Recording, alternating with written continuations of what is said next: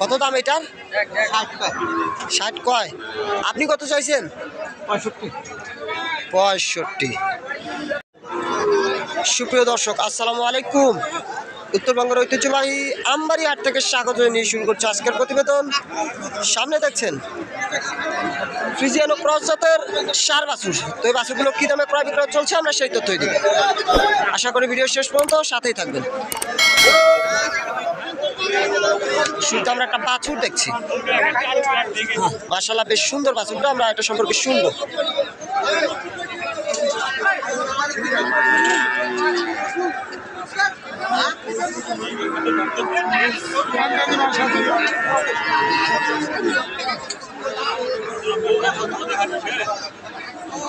চাচা আসসালামু আলাইকুম।